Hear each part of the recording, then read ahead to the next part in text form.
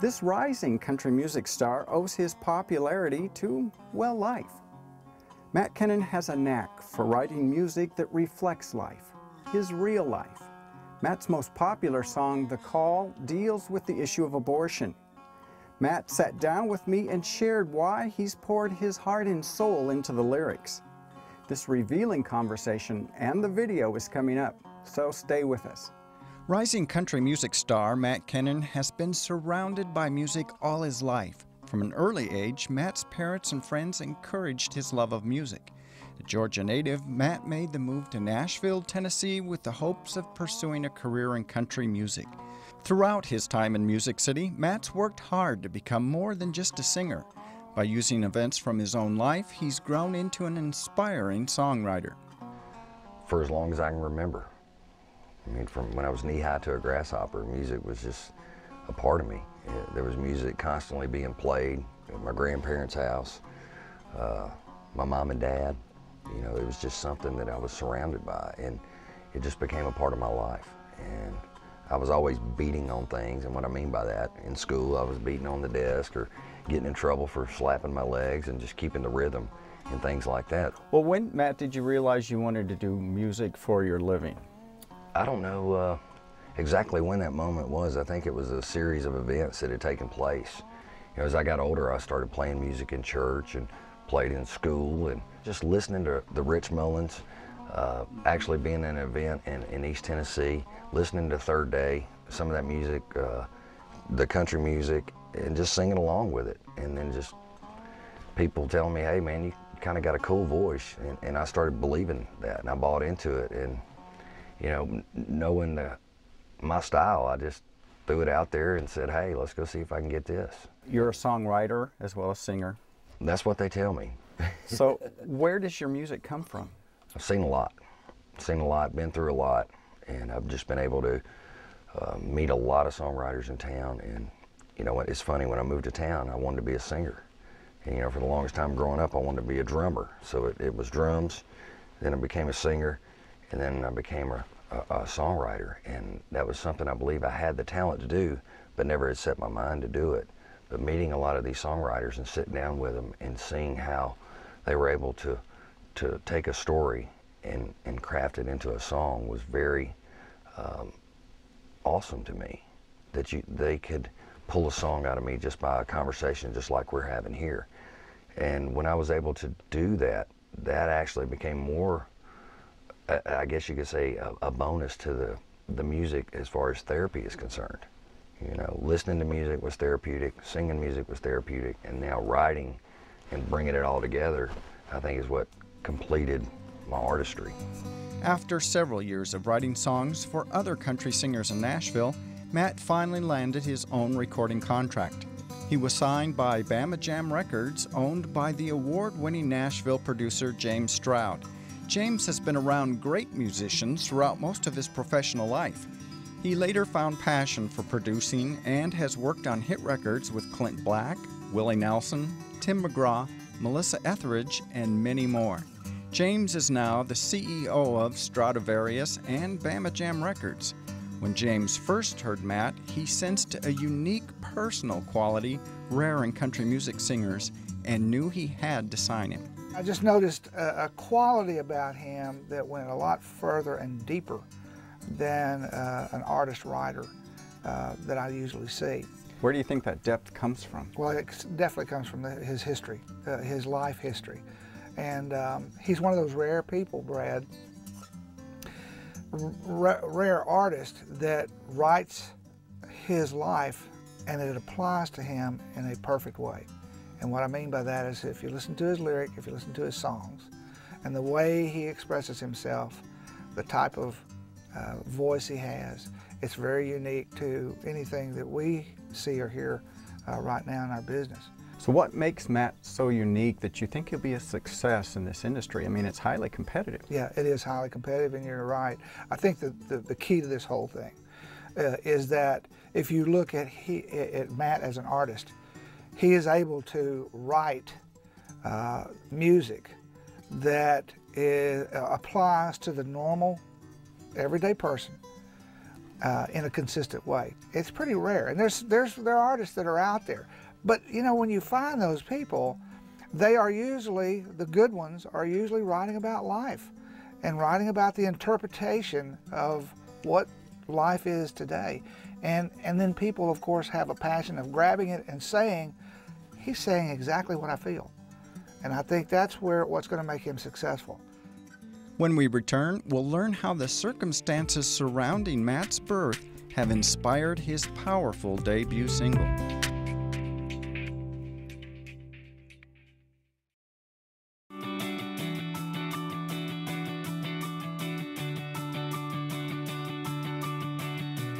Whether you're a student needing answers, a parent needing help, or a concerned citizen wanting to make a difference, Life Issues Institute has the resources you need to put your values into action.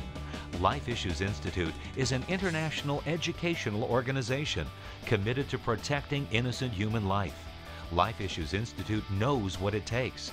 That's why millions throughout the world turn here for help. Life Issues Institute has authored more pro-life publications than any other entity in the world, and its materials are printed in over 30 languages. Radio broadcasts, newsletters, and a website filled to the brim with the answers you're looking for are just a click away. Go to facinglife.tv and click on the link to Life Issues Institute to find out more about how you can change the heart of a nation.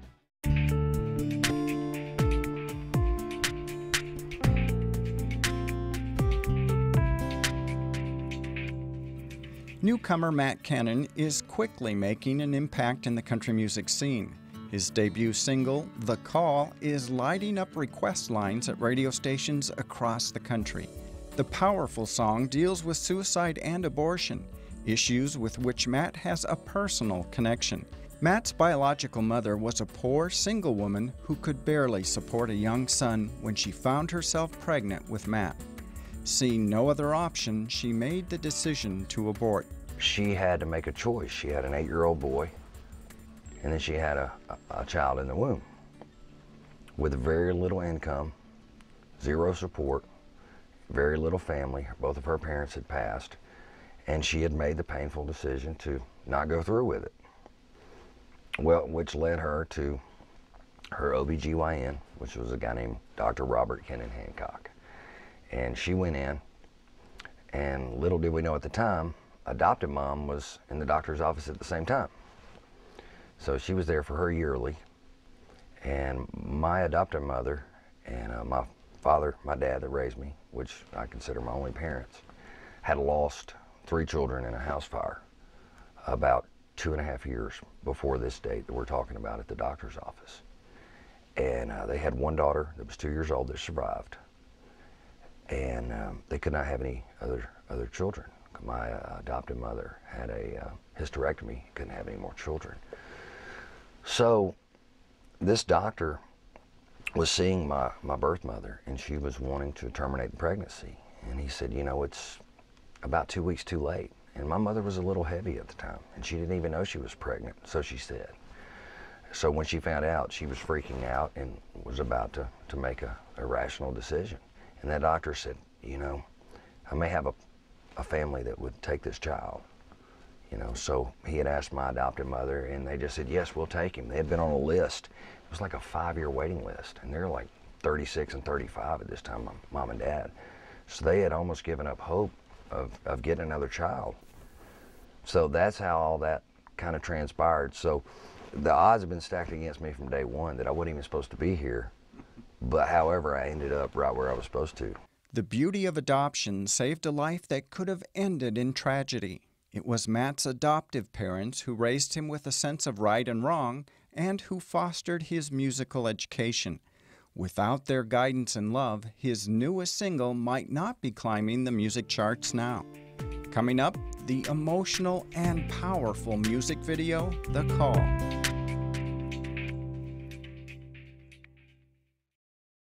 Thank you for inviting us into your home. Each week we feature real people who deal with real life issues head on. Some of their experiences are uplifting, while others will break your heart. But in the end, the message is clear. Those who follow biblical principles on the issues of life are blessed. Become a partner with us in providing a positive, life-affirming message to help change the way the next generation values innocent human life. Please consider a generous gift to help offset the costs of producing this important quality programming. You can donate on our secure website at facinglife.tv or by calling the phone number on your screen during normal business hours. Together, we can make a real difference for life.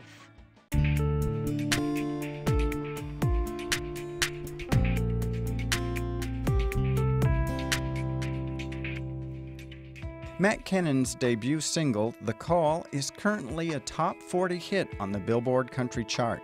It deals with the issues of suicide and abortion in a very compelling way and offers a message of hope in the sometimes dark days of life. It's about answering a call the moment before an irreversible, life-changing decision is made. Matt's own personal history inspired him to write the song, with the hope lives could be changed for the better.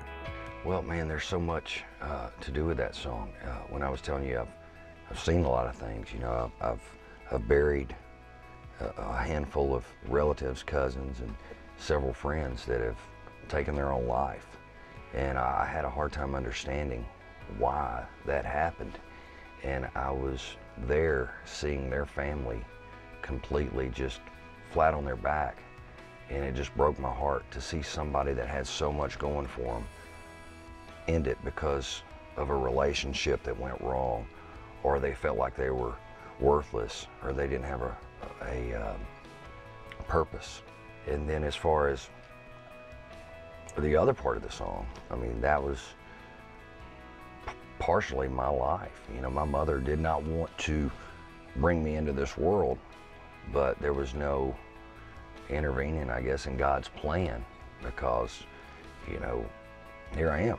So, and there were so many different situations that we could have written about, but those were two that I was close to. I'd seen a lot of suicide, and I'd seen a lot of girls make a decision, and I've had friends, and they've never gotten over it. And I just felt like, wow, if I can put a song out there that maybe could be kind of like intervention, or that can bring people closer together. Tough times are bad, but it's worse when you're alone. And that's when you can feel helpless. So sometimes reaching out and making a phone call out of the blue to Billy Bob, your old friend from high school that you hadn't talked to in 5 years, may keep him from taking the next drink when he's been in recovery for the last 4 years.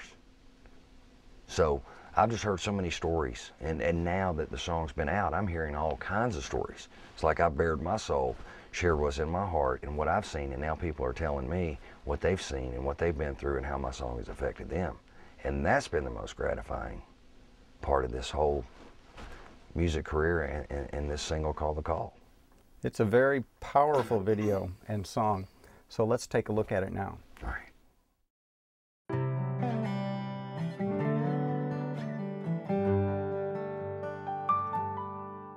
Today was gonna be the day.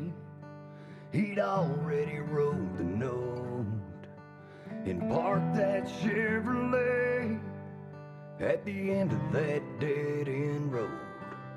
Had his finger on the trigger, just about to end everything.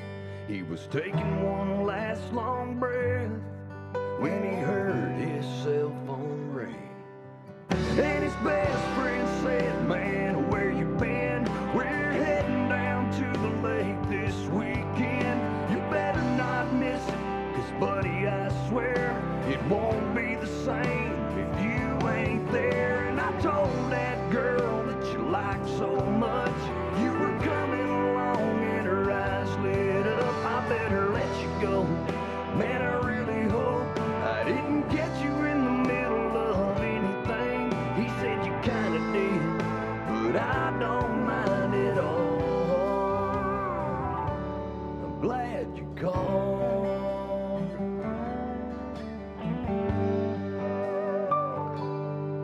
In another town down the road, in the backseat of a car, 2 18-year-olds had let a kiss go too far. He said, "How we gonna have when we're both headed off to school. He convinced her late one night there's only one thing to do. She was scared to death in that waiting room when the nurse asked how far along are you.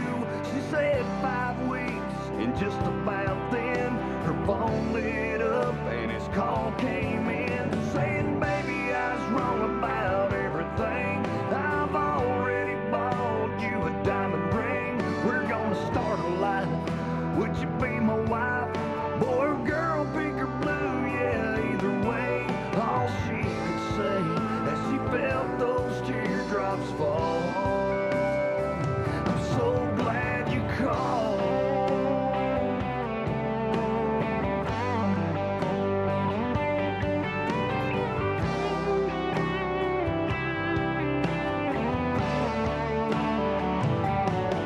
If someone you know is weighing on your mind and needs a friend on the other end of the line, don't hesitate. What you say may seem so small, but who knows? They might be glad you called.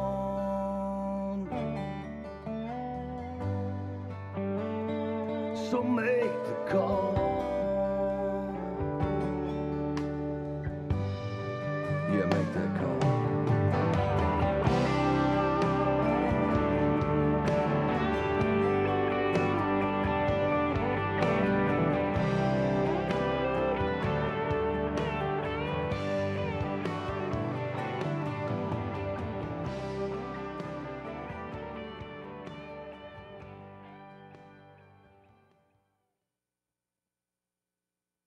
Matt's powerful personal connection and passion for the stories presented in The Call is evident, but he wasn't the only one advocating the song to be his first single.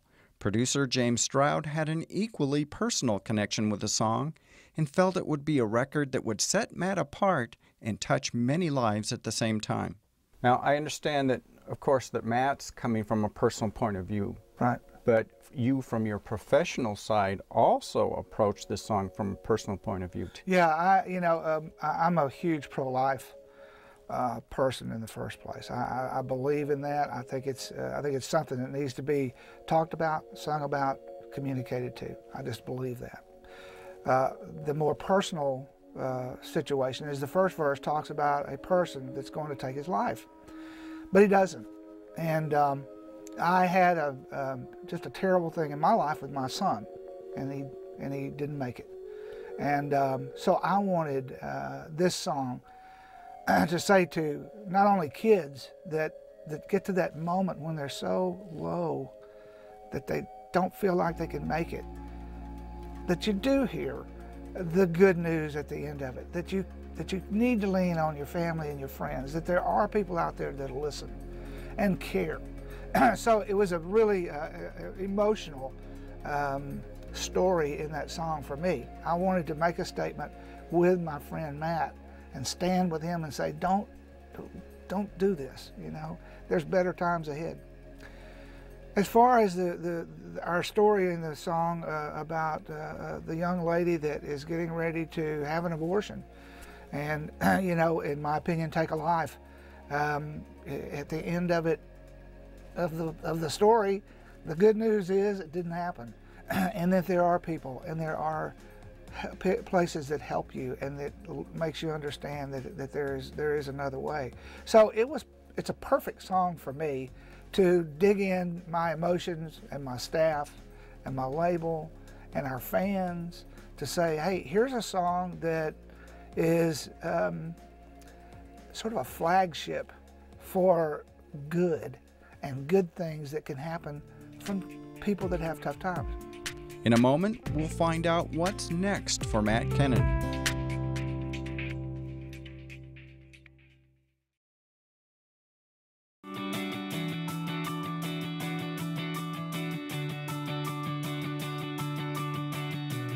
Whether you're a student needing answers, a parent needing help, or a concerned citizen wanting to make a difference, Life Issues Institute has the resources you need to put your values into action. Life Issues Institute is an international educational organization committed to protecting innocent human life. Life Issues Institute knows what it takes. That's why millions throughout the world turn here for help. Life Issues Institute has authored more pro-life publications than any other entity in the world, and its materials are printed in over 30 languages. Radio broadcasts, newsletters, and a website filled to the brim with the answers you're looking for are just a click away. Go to facinglife.tv and click on the link to Life Issues Institute to find out more about how you can change the heart of a nation.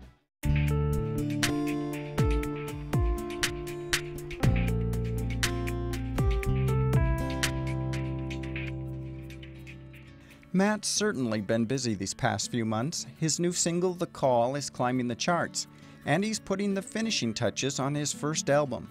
But he's not letting these major events detract him from his main goal of touching people with his music. And he'll have plenty of opportunity to do so with his self-titled new album, due out early in May. But his defining moment so far was making his debut at the Grand Ole Opry in the legendary Ryman Auditorium on November 27th. That was the moment for me. Tell me about it. It's got to be exciting. It was. To be asked to do the Opry, I'll never forget. I got a phone call from my record label, and they said, "Are you doing anything on November the 27th? I'm like, well, it's Thanksgiving. They're like, you want to play the Opry? I'm like, I didn't even go home for Thanksgiving. I was so excited. I stayed here and had everybody else come up here, and we all went to the Opry.